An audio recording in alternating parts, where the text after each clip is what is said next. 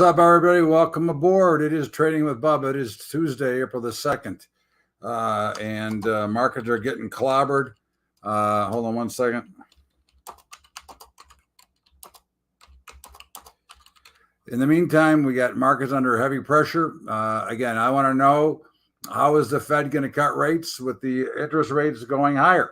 Okay, this is, again, the issue that we look at all the time.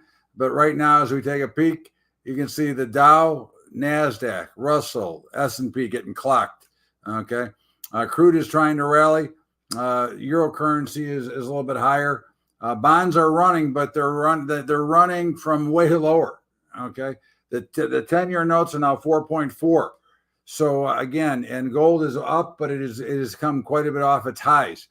So the overall picture is well, what do we do? Well, actually, we'll see if there's any trades going to set up while we're sitting here right now. And the answer is probably not. So let's go and take a look at our overall board and check it out. And we would be probably looking today there are probably some put spreads to be sold today. Again, as we've done all along, we're not interested in trying to pick a home run directional trade. We're looking to capture some premium while we're waiting for the move to actually occur. Apple, we can see, is getting a little bit oversold. I would wait. If it gets down to about 167.50, I'd look to sell some put spreads here. Again, remember, when we're selling credit or we're selling premium, it doesn't have to go in our favor. It just can't go against us. Okay, and we have a little bit of room for it to kind of go against us. So it's something to keep in mind when you're doing this. Remember, we're playing a probability model game to begin with. Okay, Amazon, really pretty much, if I were going to do anything, and I don't think I would here, I'd be a seller of call spreads. But we're kind of retraced back to the mean. We are at certainly some resistance here, but certainly would wait. And coin, again, got right down to support, popping up a little bit. Here I'd sell some put spreads as well.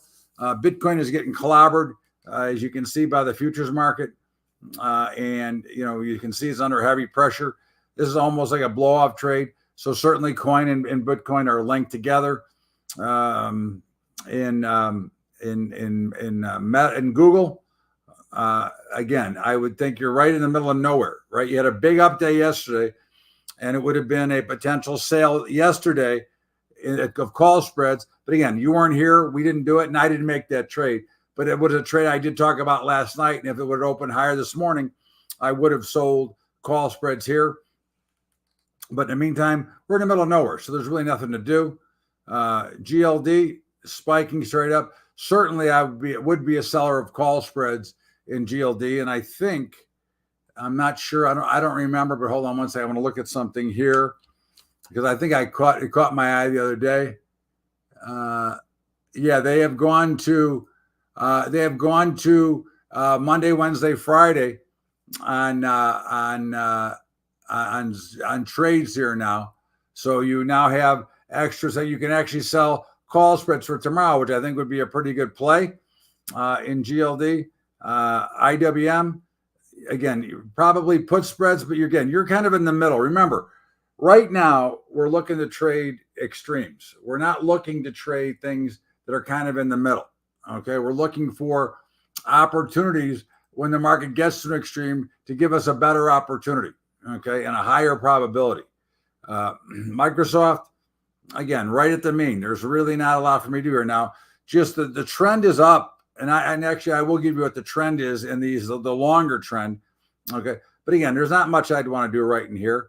Nvidia coming down a little bit. Again, if it got back down to about 850, I would certainly look at trying to sell some put spreads here. Now, the other thing we have to start to be careful about, which is why we also want to go to the very short term, is we've got earnings starting a week from Friday.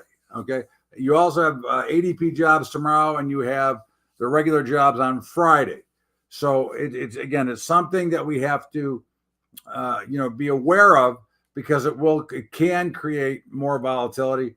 The Qs, again, I'd like to see a little bit more selling before I do anything with it. We're kind of in that base of nowhere. Now, certainly if you said to me, hey, I'm going to sell some put spreads for today, I get no problem. Remember, if we sell put spreads, okay, what is our risk? What is our exposure? So if I put it in the Qs, okay, Q, okay, and I go, okay, so I want to sell put spreads for today. We're trading at 438. So let's say I want to sell the 437, 436, just for example. So I'm going to sell for 20 cents. Well, typically I won't take 20 cents. That's number one. Okay. I'm looking to get 40 cents. So if I were going to make a trade here, I'd probably have to do the 438, 437. Okay. And that would get me close.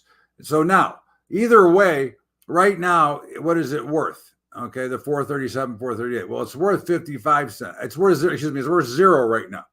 Okay. It's worth nothing right now. So if it stays above 438, I collect. Okay. I'm actually protected if I sell it at 35 cents. I'm protected until 436.65. Okay. Excuse me. I apologize once again. No, 436, 437.65. Okay, is where my protection kicks in. Okay. So now I just have to have it stay above here. Now it's a little bit riskier, and I don't know that I'd want to go ahead and jump here with the markets looking like they're under pressure, but certainly it wouldn't be a horrible spot because you are getting enough credit, which again, the more credit you get on the trade, okay, the less you have to be on right all the time. If you take 20 cents and you get hit once, you need 4 winners you need 5 winners just to get back to even. Okay. So again, we want to change those odds. And if we're reading the chart correctly, it makes it easier to do it this way. So that's what I'd be looking for. But again, I am not overly anxious to go ahead and jump in there right now. I think that again, I'd rather see it push a little bit further lower before jumping in and probably reevaluate it again tomorrow. Square, which is lower. This is getting closer to a spot as well. It is breaking down, but I'm looking for these markets to get overextended in either direction right now, because again, I don't like them when they're mid-range because there's so much room, and of course, the overall volume of the market has been extremely light. Okay, even with the selling. Okay, and with light volume, it increases your risk and lowers your probability because the ability for the markets to move faster. Okay. So that would be what I'd be looking at right now. And then of course, in the SPY, again, we're right at the mean. We're right where we should be. So, every day I've told you sell call spreads. Well, here we are. We're looking to sell put spreads, but we're not in position. Remember, we were selling call spreads up against overbought conditions.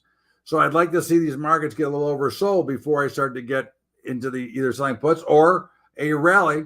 Let me sell call spreads again. I don't care which side I make. Tesla getting clocked. Now this is oversold, and certainly I would look to sell put spreads here. And I think if you looked at it, you could probably sell. Let's just take a peek. Tesla for Friday.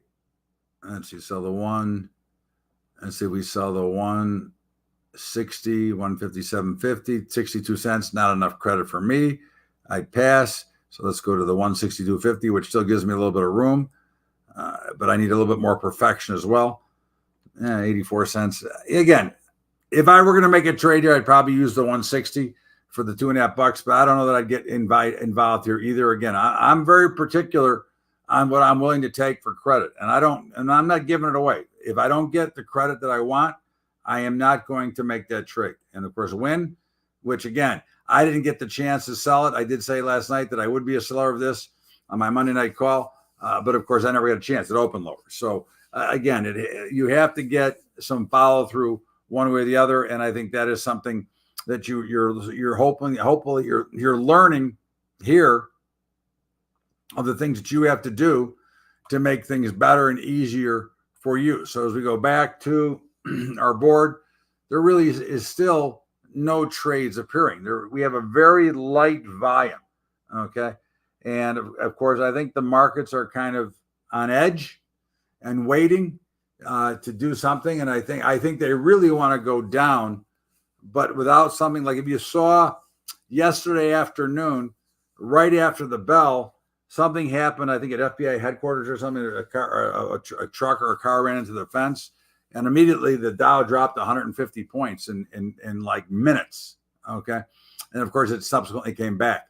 But again, right now, I think the markets are on edge. I think they really are looking to sell off.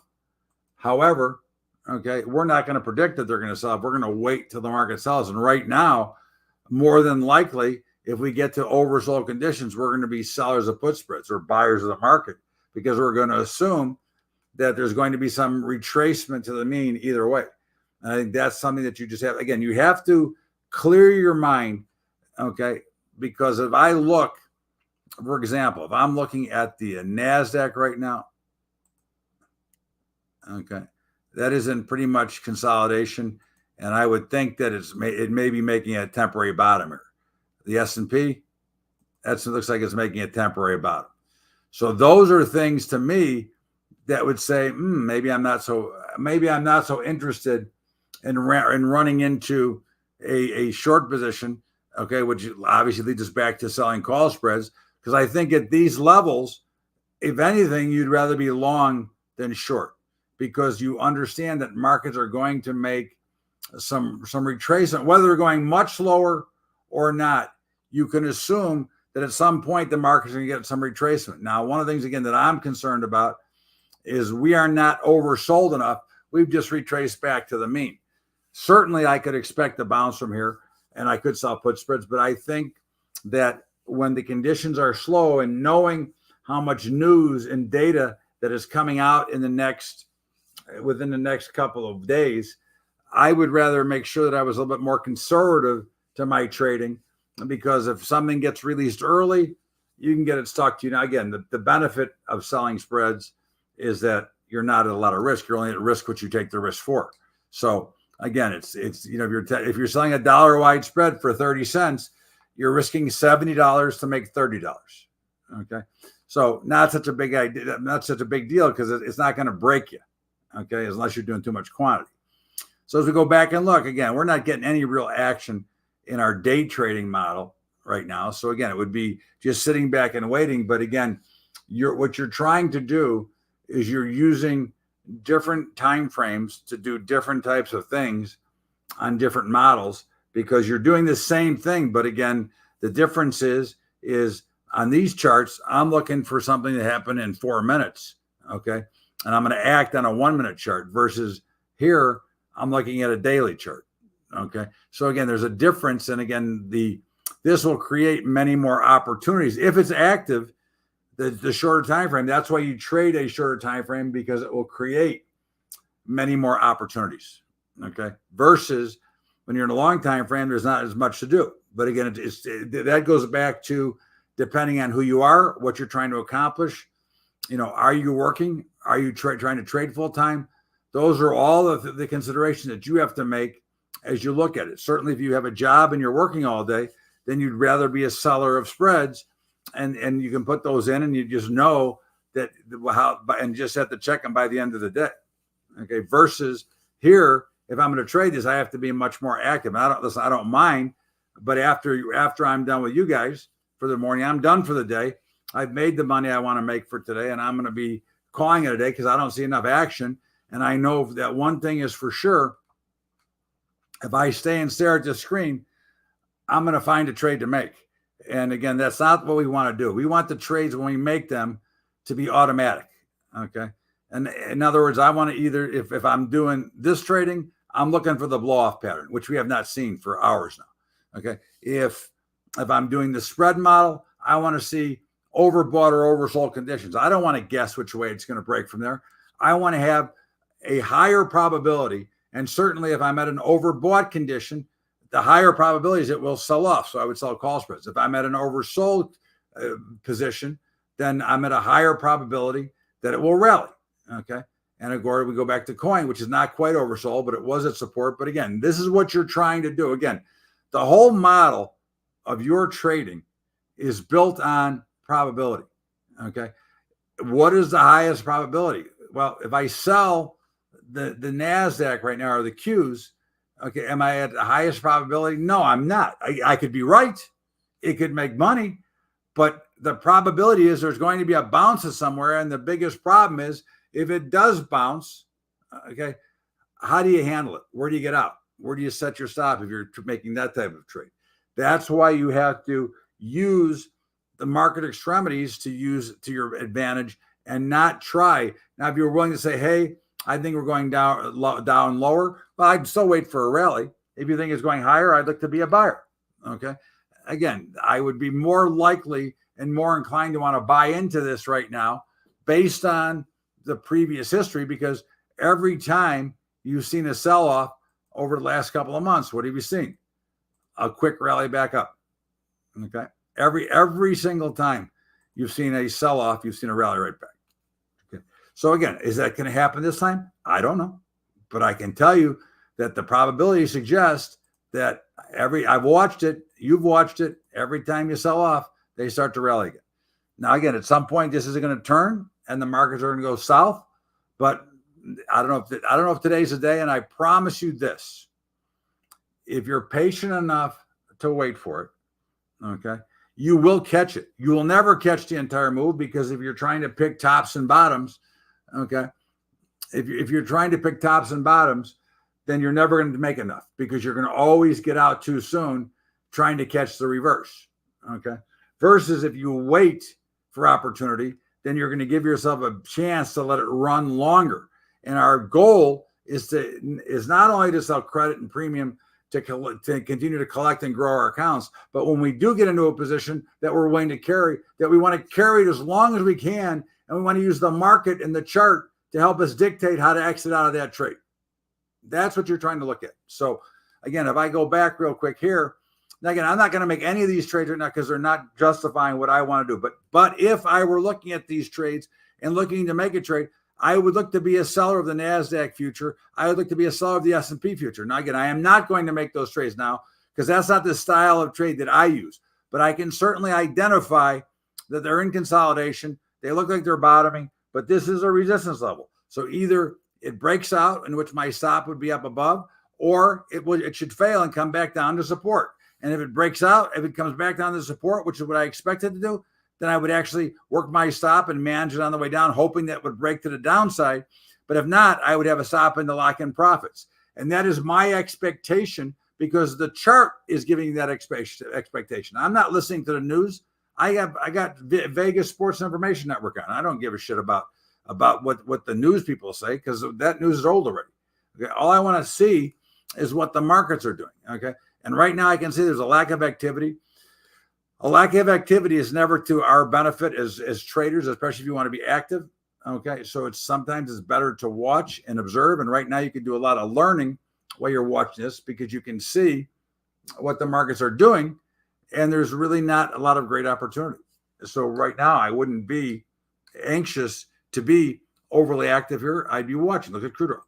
Again, you can see that these markets are starting to get, in a very much of a consolidation pattern. And again, it can change. Eventually it's going to break out. But again, in this kind of pattern, unless you're a scalper, and it's very hard to be a scalper as a retail trader, I think you're better off sitting back and waiting. I think that's always the simple answer. So as we go back and just recap real quick, I would look to sell put spreads in many things that are getting hammered today. Okay. And again, I'd prefer to be in IWM, GLD, which both expire tomorrow, or SPY and QQQ, okay, which expire today. Okay. That's, again, I want to use the quickest expiration. So out of everything we just talked about, you'd be a call spread seller in GLD and a put spread seller in IWM, SPY, and QQQ. And again, I'm going to tell you straight out, I'm not making any of those trades today. Okay. I usually make what I tell you, and I'm telling you now, I'm not making those trades. Okay. But those are the ideas if you want to look at it. In the meantime, have a great day, everybody. We'll see you. And don't forget, I do an update every day. And also, I'll see you on Thursday for another show. Have a great day, everybody.